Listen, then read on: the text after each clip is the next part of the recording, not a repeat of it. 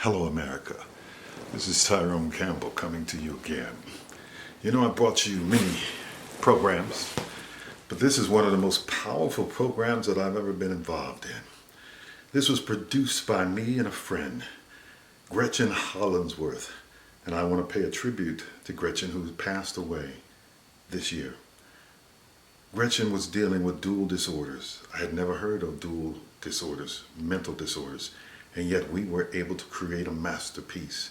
I send this out to not only the passing of Gretchen, I send this out to all people that are dealing with mental problems, especially at this day and age and this time. It is a challenge, and in spite of her challenge, she and I have a masterpiece that you've got to see.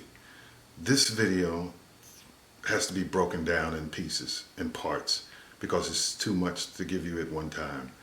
But this show is about the history of Houston, Texas, when blacks were doctors and lawyers and owning land and prosperous. Well, we still have a few of those things happening, but this story is told by the women who lived in those times and were with those men and women who had those great careers. But there's some stories that you've never known. Only they can tell you these stories. These stories will blow your mind. One of the stories of this part series that I'm going to be bringing you is the soldiers. When they came back to Houston, Texas, and they were court-martialed because they were trying to help the black people who were being abused by the white troops. And so when they were court-martialed, they asked only one thing: just don't hang us. Well, what do you think they did? They hung them. It blew my mind. I could not believe it. I voiced over and did the voiceover for this whole piece. And so it was a learning experience to me because I had just moved to Houston, Texas. And so as I bring you this series, I want you to look at it in the eyes, with the eyes of the people who lived it. This is the show, to me, that shows the true history of Houston, Texas. I hope you get something out of it, and I hope you tell your friends and family to tune in to all the segments of Project Martha or Old Colored High, whichever title you want to use. Talk about the schools, the black schools that came up during those times. I want you to check out this show. This is something that will shake you from the foundation of your soul. My name is Tyrone Erasmus Campbell. Stay with me. There's a new day dawning, and we want to be blessed to see it.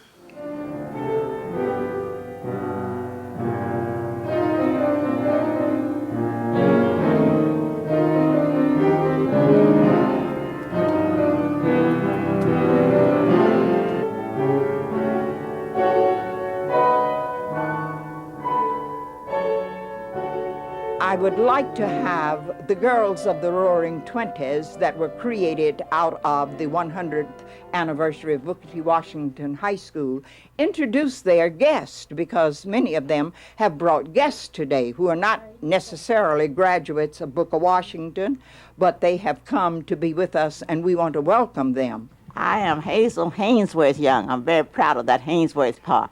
I finished Booker Washington in 1921. I'm Marie Byers Briscoe. I went to Booker Washington and finished in the year of 1920. I'm Olie Yates McCullough. I finished in the class of 27. I am Thelma Scott Bryant. I finished Old Colored High in 1922. Leela Robinson is a class of 1921. I am Ella Roby Halliday, and I'm just happy to be one of the members of the 20. May I say I am so glad to be here, and I've seen I haven't seen a lot of my classmates in the 22s. I want to say to all the sisters here, we are all happy and glad to be here because the Lord has blessed all of us to see this day. Good evening. It's a pleasure to be here this afternoon. And we all must thank God. He's the cause of us being here. I'm Martha.The Whiting Hilliard, and I am, as she has told you, a member of the class of 28. But anything you want me to talk about, if it's talking about Black Houston, I'll oblige. I'm glad to see all of you, and I couldn't miss coming today.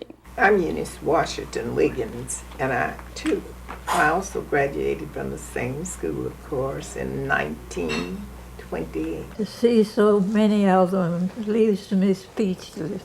There was a very special reason for having Ruth here. Ruth is the sister of Martha Davis Robinson that this video is being made to honor. I will say that I'm very happy to be here, even though you may not think it, since I have not been with you before. I'm Bernice Macbeth, and I'm a historian for Trinity United Methodist Church, the Texas Annual Conference, and the Texas Methodist Historical Society.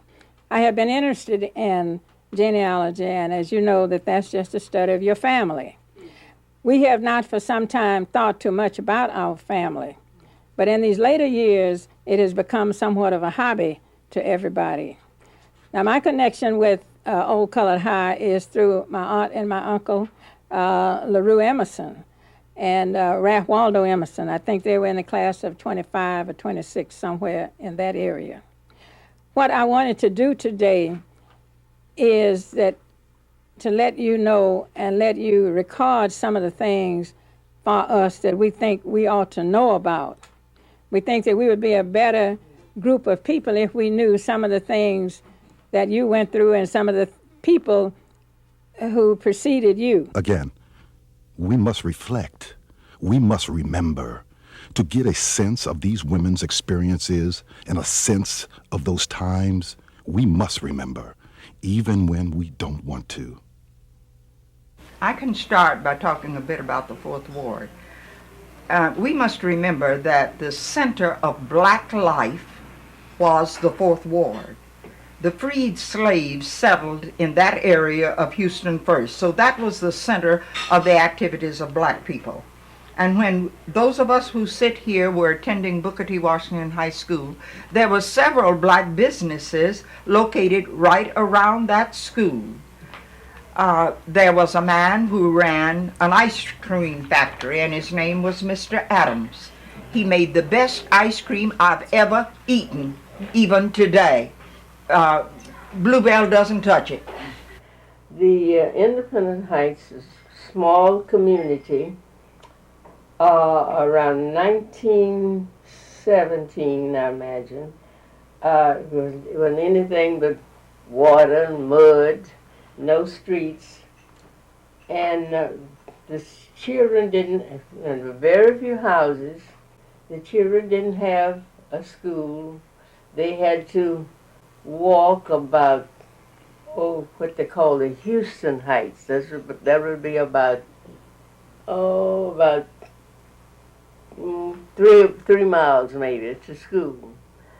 Finally, a school, the white community, which is called Sunset Heights, which joined Independent Heights, they decided they wanted a new school. They had a 2-room cottage and a little hall, so they decided to give that school to the blacks. Well, no, streetcar. And when they get to the streetcar, they had to walk a long ways to get to Booker T. Washington High School. The high school that we attended was located on San Felipe. That's what we called it then. It's now West Dallas.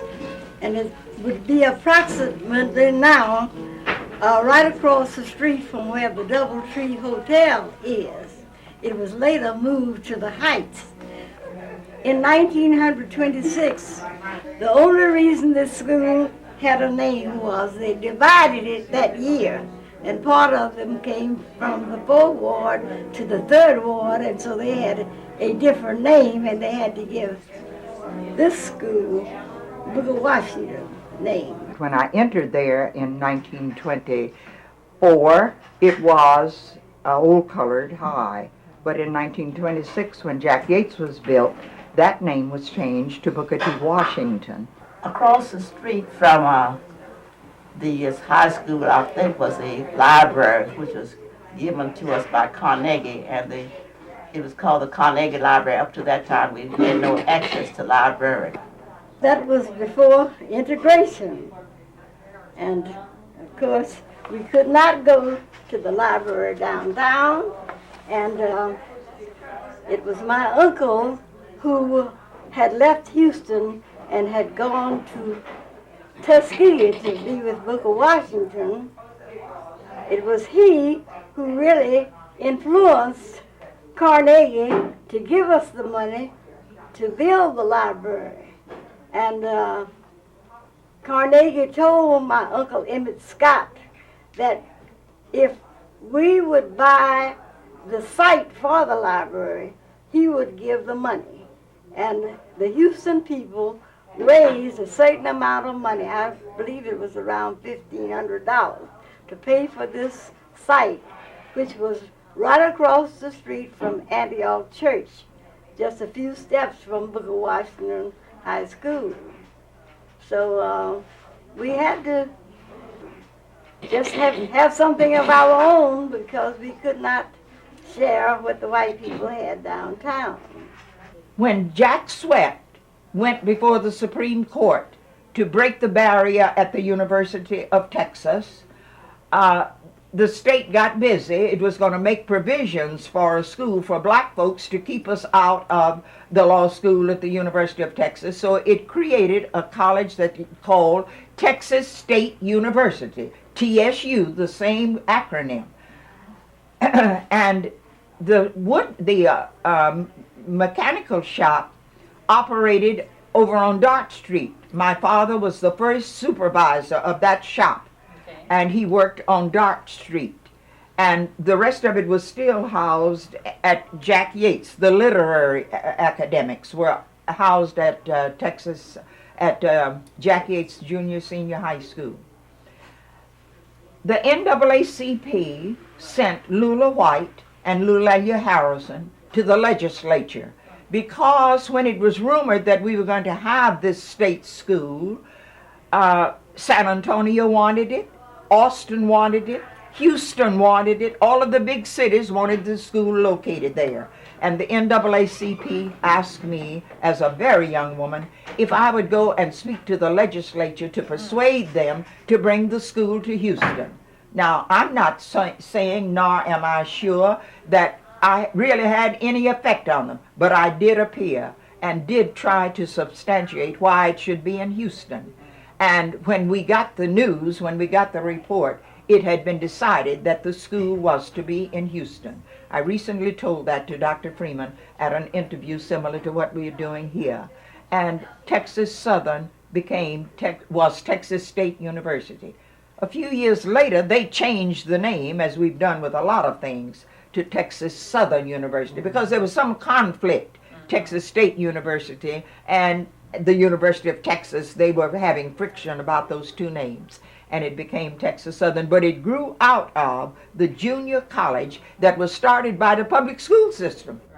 It had its beginning with the public school system. From the beginning, black education in Houston was segregated. In the early 1870s, after several public complaints, black teachers replaced white teachers at the school. When the city of Houston opened its public school system in the 1870s, black teachers taught black students in black schools.